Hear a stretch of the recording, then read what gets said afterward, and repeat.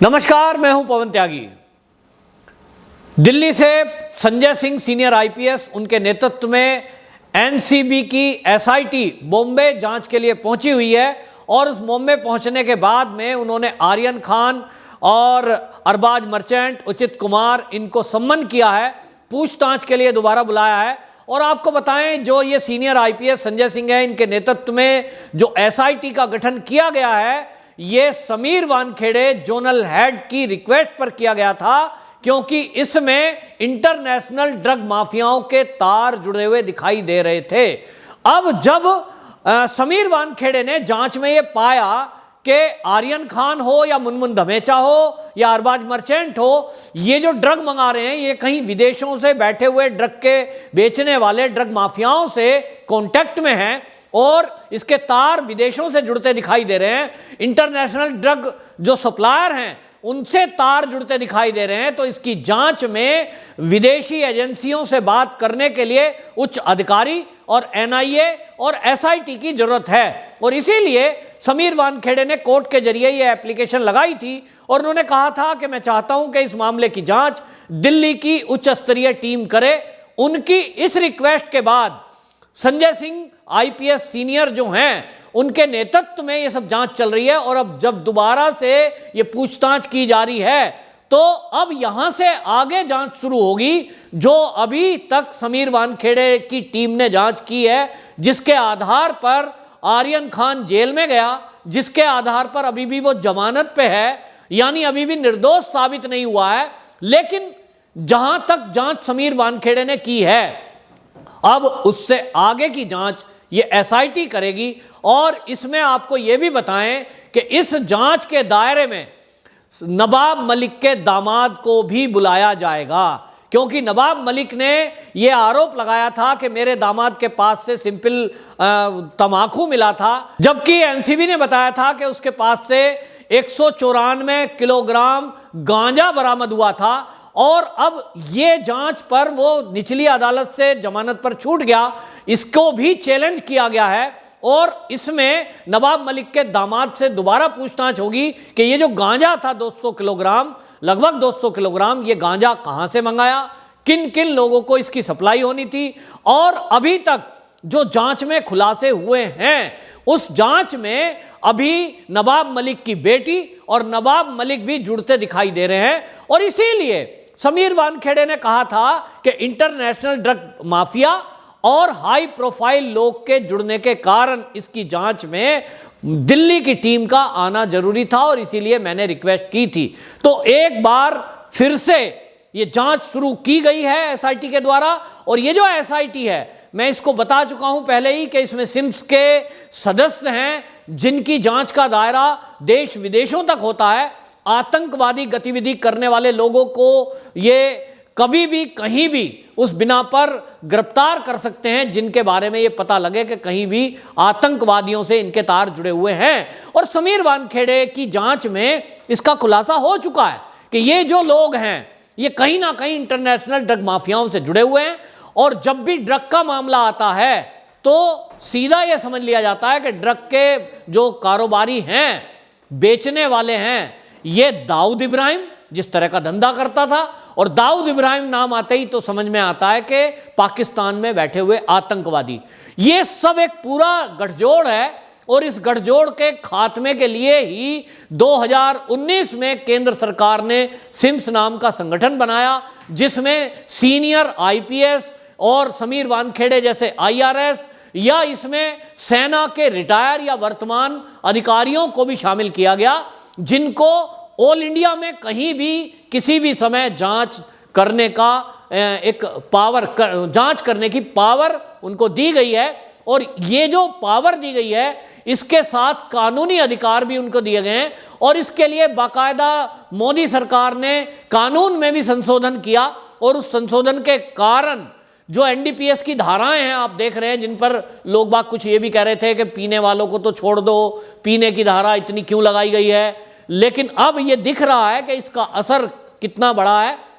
और जिस तरह से आर्यन खान को लोग ये सोच रहे थे मासूम छोटा बच्चा, उसके तार इंटरनेशनल लेवल पर जुड़े हुए हैं, तो ये माना जा रहा है कि मामला इतना छोटा नहीं है। और यहां अभी बताएं कि अभी तो आर्यन खान का जमानत पर छूटना और जांच अभी बाकी है, प्रक्रिया अभी चल रही है, लेकिन इसके अंदर से और चीजें खुलासा हो रही हैं। और यह खुलासा हो रहा है कि महाराष्ट्र सरकार के जो मंत्री हैं उनके संबंध कहीं ना कहीं ड्रग माफियाओं से हैं। इस क्रूज पार्टी में भी, जिसको लेकर नवाब मलिक सवाल उठा रहे थे कि वो दाढ़ी वाला कौन था जो गर्लफ्रेंड के साथ आया, उसके बारे में बताइए, तो पता लगा कि वो काशिफ खान भी उद्धव सरकार में मंत्री जो हैं उन्हीं का निकट का व्यक्ति है। और ये सारी पार्टियां ऑर्गेनाइज करने वाले लोग जो हैं आपस में मिले हुए हैं।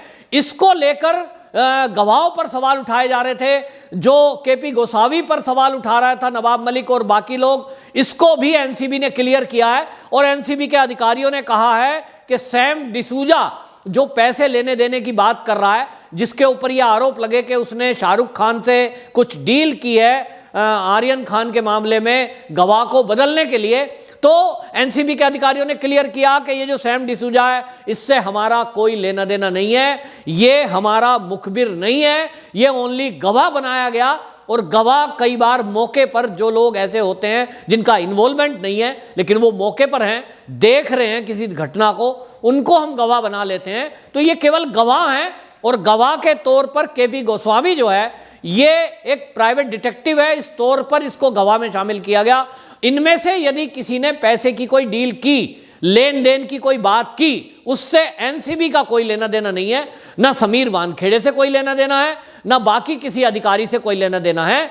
और इसकी तस्दीक इसी बात से हो जाती है कि यदि एनसीबी का कोई अधिकारी इससे जुड़ा हुआ होता पैसे की डीलिंग से, तो अब आप समझिए कि समीर वानखेड़े और कोई अधिकारी अगर पैसे की डील करना चाहता या कर चुका होता, तो आर्यन खान जो एक इतने रईस बाप का बेटा है कि वो क्रूज भी खरीद सकता है, इतने बड़े बाप का बेटा है कि वो पूरे बॉलीवुड में उसका डंका बूझता है और उसको किंग खान बोलते हैं, उसका बेटा क्या 2 घंटे से अधिक जेल में रहता?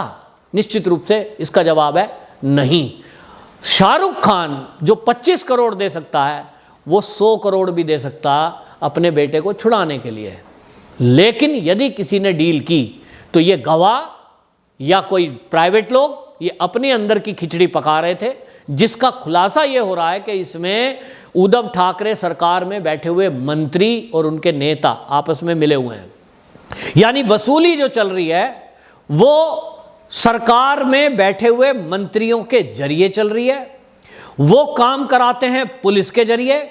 लेकिन इस बार जैसा कि पाला उल्टा पड़ा वो इसलिए पड़ा क्योंकि अब यह मामला समीर वानखेड़े जैसे ईमानदार अफसर के हाथ में था, समीर वानखेड़े के हाथ में था, और इसलिए ये उसको छुटाने में कामयाब नहीं हुए जिनको छुटाने की डील की जा रही थी। और यहीं से मामला खराब हुआ, क्योंकि यदि आप देखिए कि समीर वानखेड़े अगर बिकाऊ अफसर होते तब तो वो डील कर लेते, 20, 25, 50 जो भी मांगा जाता उनको दे दिया जाता। कोई शाहरुख खान गरीब आदमी नहीं है, 100 करोड़ भी दे सकता है। लेकिन कोई डील नहीं हुई, समीर वानखेड़े ने पैसा नहीं लिया, और इसके कारण से जो नीचे डील कर रहे थे उनको वो लिया हुआ पैसा भी वापस लौटाना पड़ा। सिंपल सी बात है। यदि यहां कोई डील होती और समीर वानखेड़े उस टाइप का अफसर होता कि वो डील करने वाला, जैसा कि नवाब मलिक ने आरोप लगाया है कि वो फर्जी रेड करता है, वो उगाही कर रहा है, बीजेपी के लीडर से मिलकर के वो वसूली कर रहा है, अगर समीर वानखेड़े इस टाइप का अफसर होता तो वसूली करके वो केवल बात को रफा दफा कर देता। और एक भी इनमें से जो स्टार किड जेल तक गए, जिन पे अभी केस चल रहा है, खास तौर पे आर्यन को इतनी मशक्कत क्यों करनी पड़ती? उसने कई करोड़ रुपए वकीलों की फीस पर खर्च किए, हाई कोर्ट में वकील खड़े किए, क्यों? जरूरत ही नहीं थी अगर डील हो जाती। दूसरी तरफ आप देखिए यहां केवल एक किरदार की बात हो रही है, और वो समीर वानखेड़े कि वो ईमानदार है, कोई लोग कह रहे हैं नहीं वो भ्रष्ट है। लेकिन यहां एक किरदार और है, वो है न्यायालय। न्यायालय में सारे सबूत, सारे तथ्य, सारी जिरह हुई है, और कई बार हुई है, कई दिन हुई है। उसके बावजूद यदि कहीं जरा भी न्यायालय में जज साहब को यह लगता, वकीलों को यह लगता कि अधिकारी कहीं ना कहीं गड़बड़ है, तो उस बात को जरूर मेंशन किया जाता जब कोर्ट में 2 वकीलों की जिरह होती है। लेकिन इस डिस्कस में वकीलों के द्वारा। आपको याद होगा, मैं याद दिला रहा हूं कि जब डिस्कस हो रहा था, बाकायदा बॉम्बे हाई कोर्ट में आर्यन खान के वकील ने यह कोट किया है कि जो एनसीबी की टीम है उसकी जो जांच है वो बहुत अच्छे लेवल पे हो रही है, उन्होंने अच्छे से काम किया है, तारीफ की थी, याद करना। उनकी कोई आप स्टेटमेंट अभी भी उठा के देख सकते हो।